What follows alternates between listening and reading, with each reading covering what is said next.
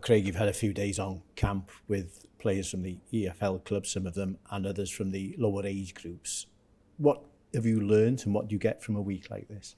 I know you learn a lot and you get a lot as well. I remember last year, by doing it, we brought Dylan Lawler in, and just by seeing him, it was like he's ready to play for us. And that's it's nice to be able to have that, because as much as you can admire young players from a distance, and we definitely do, when you get the chance to work with them, it gives you an indication how close they are with us. And it's also nice for them to see how we work, what we look for.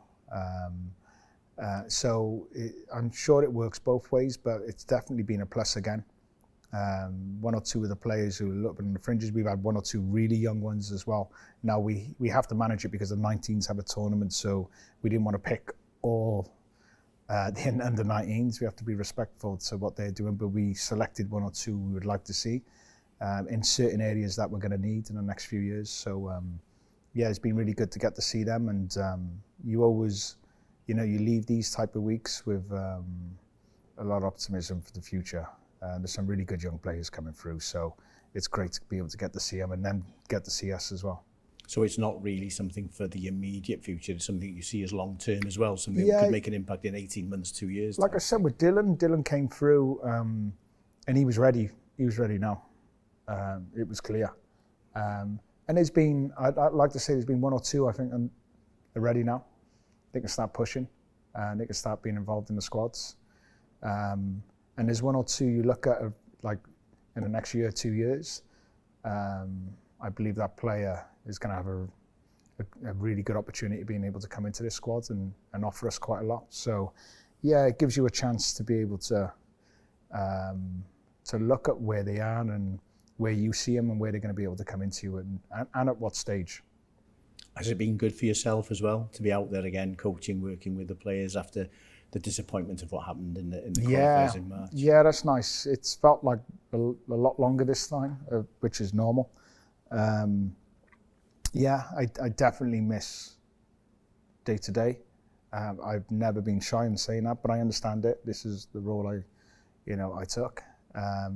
With this week, you just grab with both hands, enjoy every second, because and it's like I said, it's been a different dynamic with a lot of younger players, and that's been nice as well. Being able to show them a lot of what we do and how we look to do it in meetings, so they get to see what we're doing, and it's been nice because you sort of redo the coaching side again, and give them a good look at what we are. Coming up 2 matches now against Ghana and Romania. Obviously, you'd have loved to have been preparing for the World Cup. Mentally, have you got that out of your system? Or does it still linger? No, listen, it was a clear objective for us, and that disappointment was a lot. Definitely, you can never hide away from that, but at the same time, you move on. You move on. We have a lot to move on for. We have a lot to look forward to. And it starts now. It's we got two, I'd say, reasonably tough games. Ghana obviously have qualified. They're prepared in Wales as well. So very good profiles, some really good players. So it's a new manager. Now we got a new manager from Romania, so we've had to look back into a lot of their previous games, one previous national team and previous games from Cyhoeddi with his clubs. So it'd be interesting to see how they go about it. And we have to then again be able to adapt. But two difficult oppositions, but two good games to look forward to. It's a strong squad, looking at the players you've chosen, but two in particular that are good news stories are the fact that you've been able to call Connor Roberts in after a long absence. Yeah, it's been a long time. I haven't really had Connor. It's been little bits here and there. And I have to be honest, when I look through the squad, it's been that way for, like Dan James for 1 minute, it's been with it, then he hasn't. We missed him this time last summer, especially Belgium away as well. So, but it's so normal. I would definitely say 99% of international managers would tell you, would say exactly the same. But having Connor back, because I've worked with him previously and he knows how we work, he's definitely a big help. His ability, but also tactically, how aware he is when we need to adapt. He's definitely a coach on the pitch. So we've been monitoring him really well. And yeah, I look forward to him having playing a part in these 2 games. And Ben, on the recovery after a serious injury earlier on in the season, good to have him back, obviously not just as a player, but wealth of experience, and I suppose you benefit massively from his experience off the pitch as well. Yeah, it definitely is. The example he shows, just, even in training, but off the pitch, how he leads, he's so important for us. He's so important. I've loved every second of being able to work with him.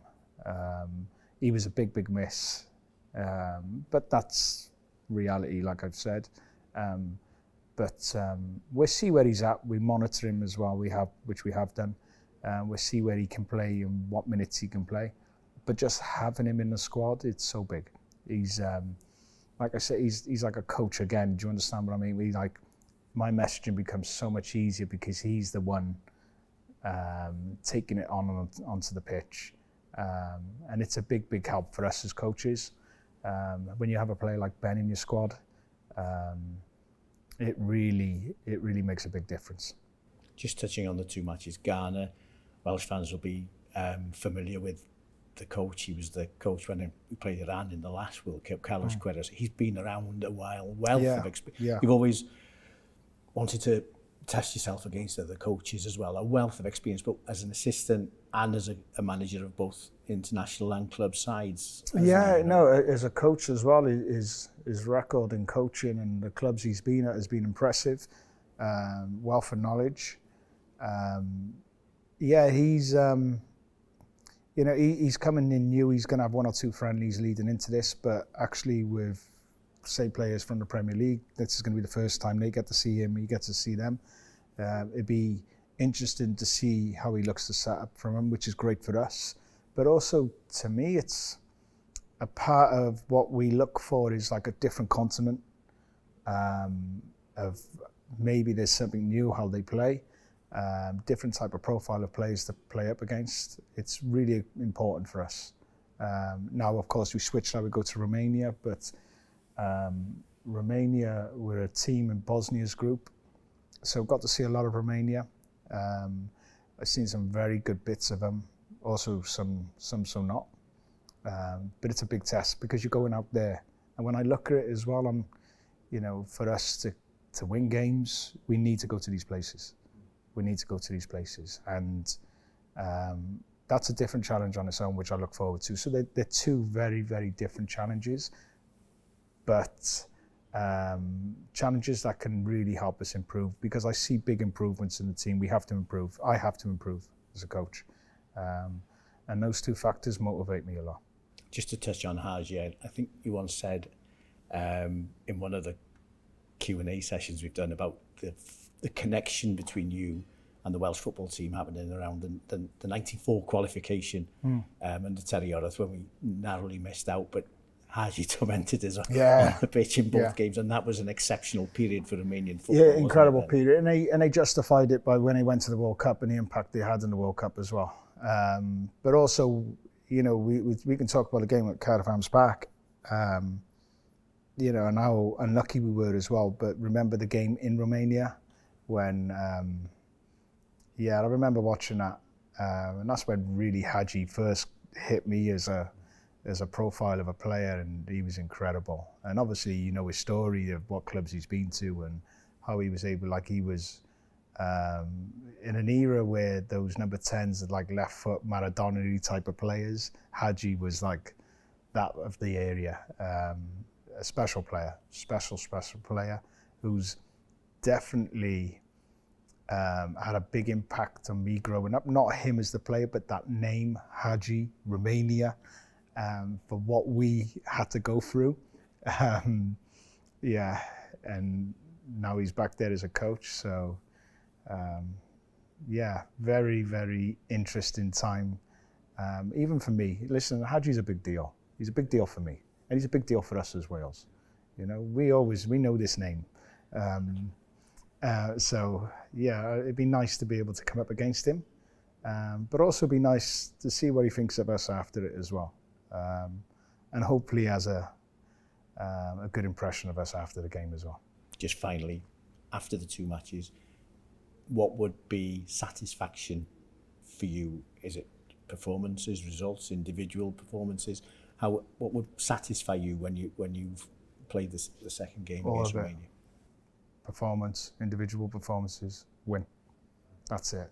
It's now, if you can get all 3, it's not usually always possible, but you know, the most important, you know, it's winning. It's winning. You know, we don't do friendlies. We ain't got the time. We haven't got the time. We will pick whatever players we believe at that certain moment can win us that game. And it doesn't change. And it's the same with these games. Now, I understand people might not approach it in other ways, like from the outside world. I think where the tickets at the moment are nowhere near where they have been. I understand that. I understand where we are financially as well. As people, it's not easy. But our preparations are how we prepare for games. We prepare for Ghana and Romania as if we prepare for Belgium away, any other qualifier. It doesn't change. It can't change. It can't change. So, yeah, for us, it's full steam ahead.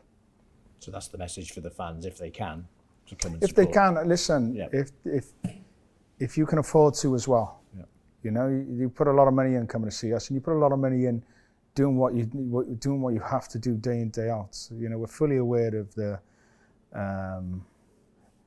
where we're at and where families are at this present moment. So I'll never, listen, take care of your family first. Look after your own household. That's more important than coming to watch us play. But if you can, and you feel that's all in safe hands at this present moment, and you do have a little bit to spare, please come and enjoy our game. Come and watch us, because the more of you that are, and there has been, I have to be honest, I feel like this is new for me to be able to say, because I've been blown away by our support. Blown away.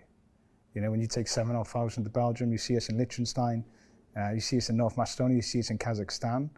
I feel greedy asking for more, because what they've done and what they've shown me is like, we're a big football nation, and they show that. So, yeah, I don't want to feel too greedy, and, you know, it's a nice occasion, but it's a game we want to win.